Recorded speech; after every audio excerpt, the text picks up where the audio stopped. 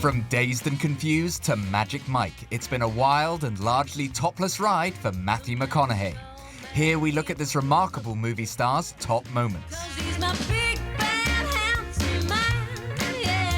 Matthew McConaughey is one of those actors that has put his work in with Hollywood. He has a mischievous smile, apart from anything else. It was audiences that saw the potential of Matthew actually more than the filmmakers.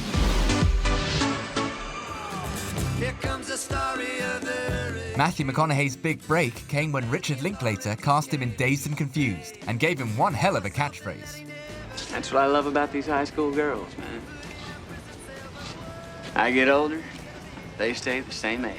Dazed and Confused is definitely Matthew McConaughey's big breakthrough. You know, it was a large ensemble cast, but he definitely stood out as this kind of older guy who was loitering around the high school, picking up high school girls. And of course, he has that line, "I love high school girls. I keep getting older and they say the same age." I mean, for me, Matthew McConaughey was definitely the actor that sort of popped out of that film, playing this kind of, you know, very funny, sleazy guy, Wooderson. You know Wooderson? Oh. How's it going, man? Which I think could have been a character that was really, really unpleasant. But because Matthew McConaughey sort of brought a slight sweet innocence to it, you actually really kind of warmed for the character. Dazed and Confused was the great Richard Linklater cult movie from the early 90s. That actually looks like it's the early 90s, even though it's set in 76. It's funny, you look back on it and everyone looks like the Wonder Stuff and Nirvana, with their long hair and their checky shirts. And he really doesn't do very much apart from walk around in a pencil moustache and a pair of boots and, you know, go off and buy some Aerosmith tickets the next day. And if you look at somebody like Ben Affleck in that movie, who's the only other person who really made it into the big time from Dazed and Confused. I don't think so, creep.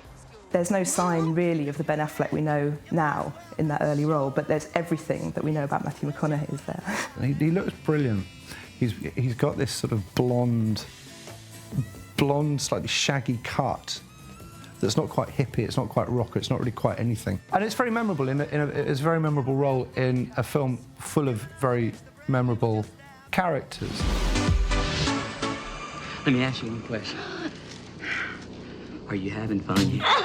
Having made a name for himself, Matthew then took on a lead role in a reboot of the Texas Chainsaw Massacre, alongside none other than Renee Zellweger of all people.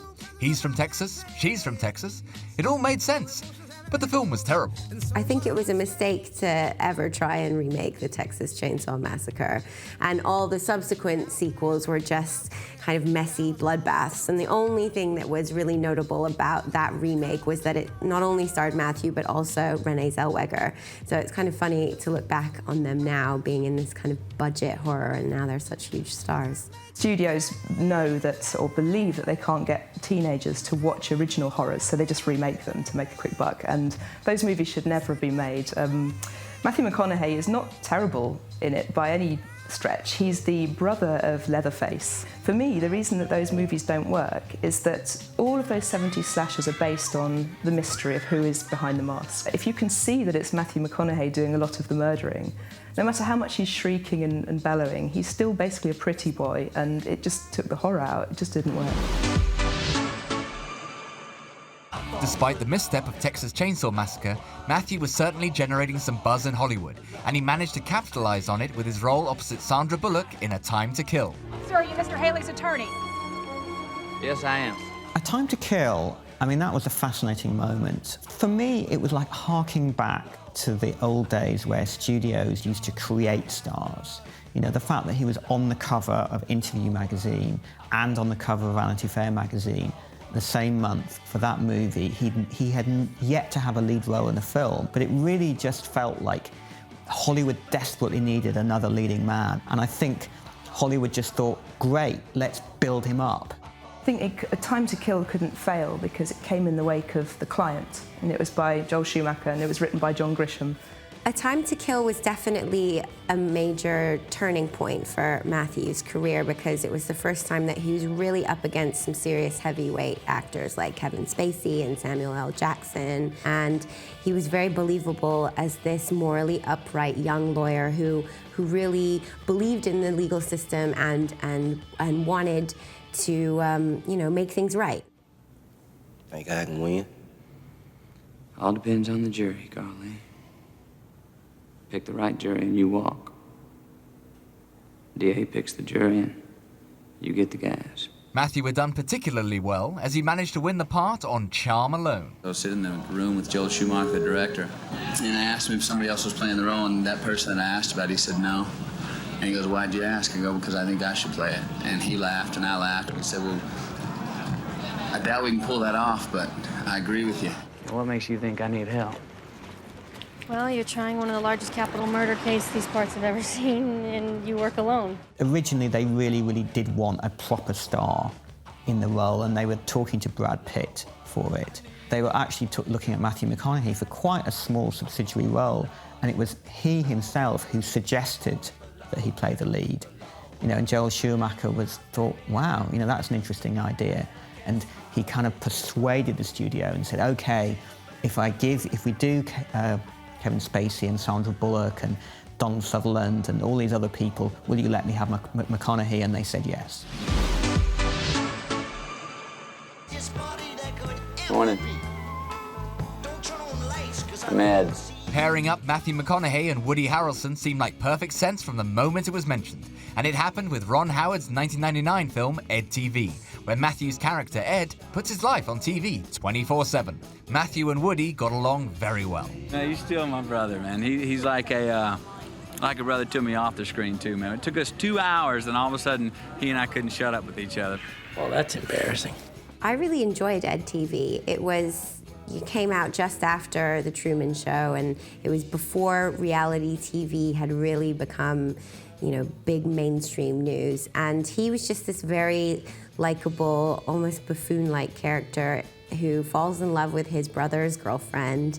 And, you know, like the viewers who were watching him in the movie, you just became very attracted to him. He was just a very warm character.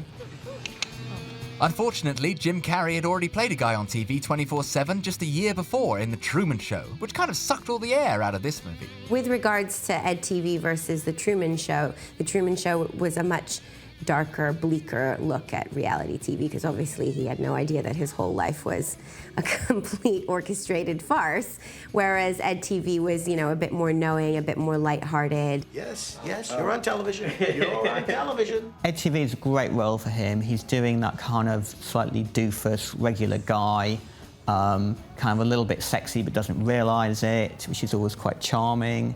And, you know, I thought he was great in the role. Oh my God. Oh, God. Oh, wow. Mary, you like to dance? Woody Harrelson was a great choice, but it was time to start pairing Matthew up with some ladies. And up stepped Jennifer Lopez for The Wedding Planner, and Matthew was straight out with the nicknames. You know, nicknames don't come when you think about them too much. They just kind of come out of your mouth, and you go, "En fuego." The Wedding Planner, I think, was just unbelievable from start to finish. I mean, Matthew kind of did an okay job in it. He is the charming rom-com male lead. It was a dance. Oop-de-doo. Didn't mean anything. Then why'd you almost kiss me? The Wedding Planner, you know, was a decent rom-com with Matthew McConaughey and Jennifer Lopez, and it set him on his path, you know, a slightly unlikely rom-com star. He's playing this kind of dishy doctor, this paediatrician. You know, I guess he would be the original McDreamy. And he's this buttoned-down character that gets a bit loosened up by Jennifer Lopez. They have one of the most ridiculous meet-cutes ever when he saves her from a rubbish cart that is careering down the hill.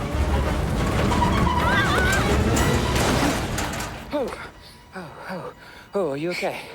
Are you okay? I'm great.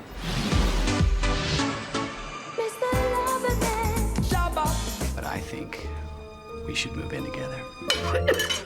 That's my boy. Jennifer Lopez was just the start, though. Matthew has really made a name for himself as the ultimate rom-com man, starring opposite the likes of Sarah Jessica Parker, Jennifer Garner, and Kate Hudson. It's interesting to see, you know, he's known as a romantic comedy figure. If you look at the early part of his career, he did Dazed and Confused, so he did an indie flick. He did drama, he did Amistad, Contact, which was that very sort of left-field, intelligent sci-fi film with Jodie Foster. So he was trying to see what he could do, and he was drawn towards quite serious parts.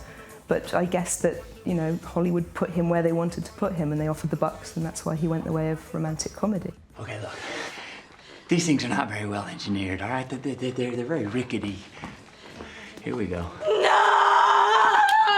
There was a period of a few years where Matthew was just doing rom-com after rom-com after chick flick after chick flick. You know, it was just this interchangeable casting of other female actresses. So you had Kate Hudson, you had Jennifer Garner, you had J-Lo, you had Sarah Jessica Parker, and it was just all too romantic comedy by numbers. I'm Paula. I'm Trip.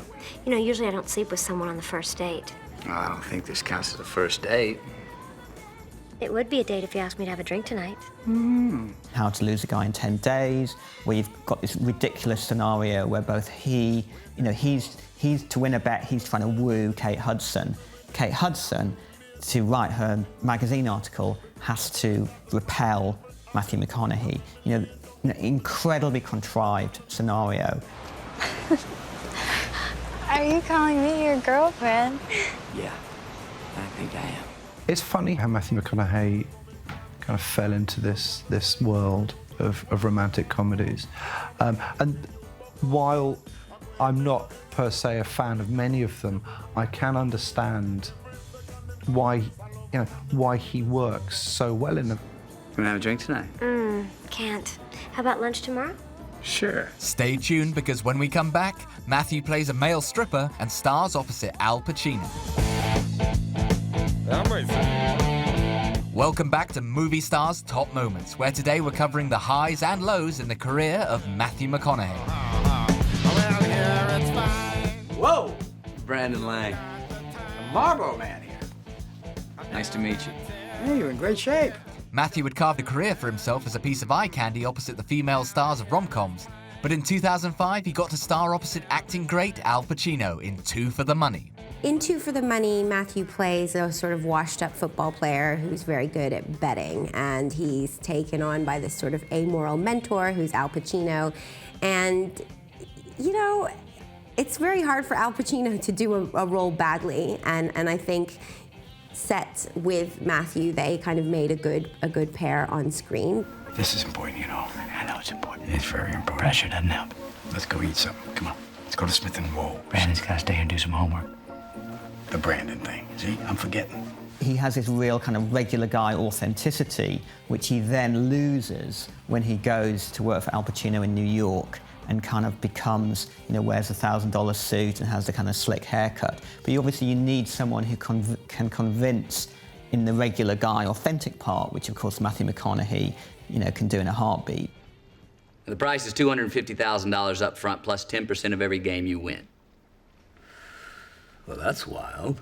McConaughey is far better than Pacino, simply because at this point in Pacino's career, he seems to be sleepwalking through a lot of movies. And McConaughey, after this kind of period making these rom-coms, making these very kind of frothy, light movies, kind of gets a chance almost to re-engage with his interior actor, and subsequently does very good work. Al! Did you bring any of the explosives from the SARS? Couldn't find them. Al! I didn't have time. Al! Of course I brought the explosives! Ava, I hope you don't throw like a girl. 2005 also saw Matthew star in what was meant to be the beginning of a magnificent franchise. With Matthew McConaughey and Penelope Cruz in the leads, it seemed like a winner.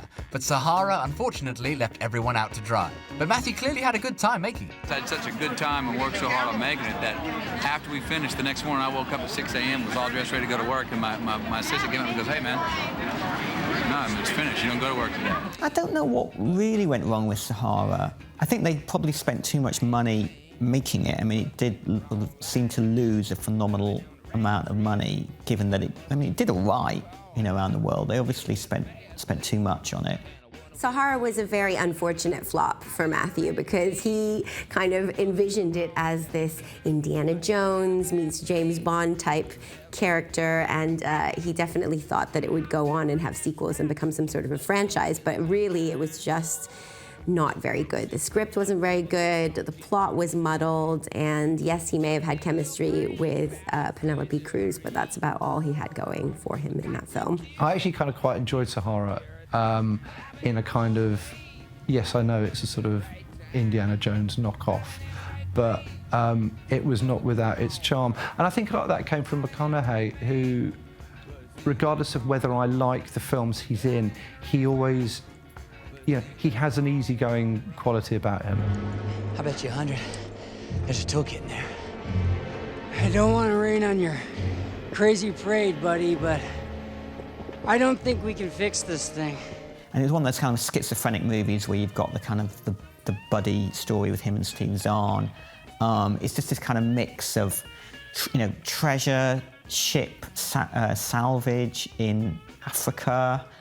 It didn't quite capture public imagination. It should have come out around the same time as The Mummy, and it's a very similar idea. It's a kind of caper about a sexy lady archaeologist and a sort of intrepid adventurer with the witty sidekick. But it came out around the time of films like Hotel Rwanda and A Constant Gardener, and it was a rather sort of 1930s naive look at Africa. I can't ask you boys to go this alone. Well, that's the great part, sir.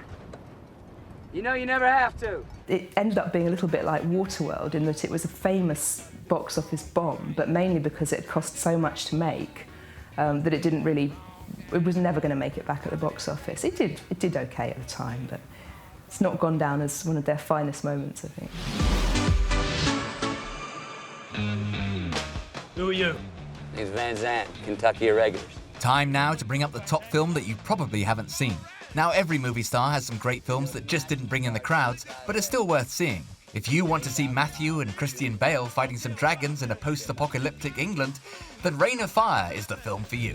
In Reign of Fire, Christian Bale and Matthew McConaughey are paired together in this sort of medieval science fiction fantasy film that's set in a post-apocalyptic environment, and Matthew McConaughey is a redneck dragon slayer.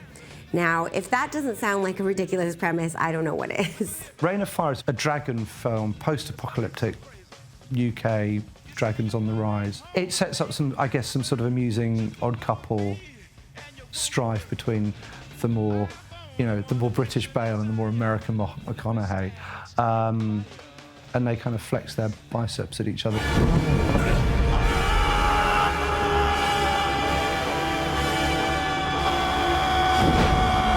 It's a fun part for him. Quite a good look for him with his leather vest with those kind of stars and stripes motif on it. He was trying to sort of be even more macho than Christian Bale, as trying to save the world. In a minute, Judge Powell's going to call us down. He's going to want to know if we're ready for trial. We are? We are not, and you know why not. Rule 1, I get paid, or I don't work. Don't worry, I got your money. Exactly, you got it. I don't. Adaptations of popular legal thrillers always seem to do well at the box office, and Matthew got in on the action with The Lincoln Lawyer. I think that the people who made it, were hoping that would be a kind of recurring role for him. And I think he's great in the film. It's another courtroom drama, actually kind of harking back to A Time to Kill, which was the film that really broke him through to a wider audience. I think Matthew McConaughey was well cast in The Lincoln Lawyer. He definitely embodied that role of this kind of slightly maybe morally questionable lawyer.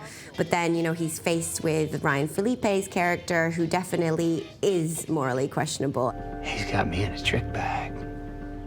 You got one client in jail for what your other client did. One of the elements of Matthew McConaughey is the guy that gets everything he wants without any trouble. And The Lincoln Lawyer took that part of his on-screen persona and sort of looked into the morality behind that. So it looks at a lawyer who specialises in getting people he knows to be guilty off and back onto the streets. Halfway through the film, you get the character realisation that actually one of his clients in prison is in prison for something that his new client did, and it's basically a moment where he descends into this kind of self-destructive vortex. It's too bad about Frank Levin. Got any idea who did it? Yeah, I'm pretty certain I do. And he was exactly the right person to play that because of that sense of being absolutely fireproof that he projects on screen. And then, obviously, that was a huge turning point for him in that film, because it was the first time that you thought, actually, no, this isn't real life. There's a dark side to this. This guy is going to collapse. And I think he's himself has said that was the first time that he started getting roles that looked more about character development and collapse than just these sort of cartoonish parts that he was playing before, I think. That too, the law says that you cannot touch. But I think I see a lot of lawbreakers up in this house tonight. And I don't see a cop in sight. If Matthew McConaughey is known for one thing, it's taking his top off. In fact, he appears shirtless in over 60% of his films. So it made complete sense for him to star as the head honcho of a group of male strippers in Magic Mike. And he learns a quick lesson about the business. Don't get down to your thong too early. If you get down to your thong too early in the song and you got the whole rest of the song to go, it's tough duty, man. But along with maintaining a chiseled physique, Matthew has quietly been on a run of critically lauded films with big-name directors, such as Steven Soderbergh's Magic Mike and William Friedkin's Killer Joe. There is this kind of conception about him that he's just this affable guy with a good body, and there's not much substance there in terms of being an actor. But I think in the past 3 years, he's really challenged himself and really sought to overturn those kind of misconceptions with Killer Joe and, funnily enough, with Magic Mike, where he does play a washed-up stripper, but he just does it so well. I think Matthew McConaughey's recent run of films has been a massive surprise for everybody and a revelation. Green beans never taste so good. You know, you go to the Cannes Film Festival, and he's there. He's got 2 films in competition, Mud and The Paperboy, both interesting roles for him, showing different sides for him as an actor. You know, it's just, where has this come from? There's something that's been referred to in the movie criticism industry as the McConaissance, whereby literally in 2012, Matthew McConaughey got involved in 4 or 5 movies that have changed people's opinion of him as an actor. Nobody deserves the death penalty, Miss Blast. Not even Hillary Van Wetter. But yeah, I think he's totally made his mark with these films. You know, people who wrote him off as a lightweight are now reappraising him. He took years and years and years over doing roles that he didn't particularly want to do, and then it just takes people a long time to catch up with the fact that he might actually be interesting. And it helps as you get older as well, because directors start to see something else in your face as well that they didn't maybe see before. And now he's being picked up by Scorsese and Soderbergh and that crowd, so he can't really go wrong. Can you touch it? No. I mean, quite extraordinarily, late into his career, you know, he's suddenly pursuing more of a Robert De Niro path, you know, losing weight, taking on these kind of interesting challenges, and who knows where it will lead him.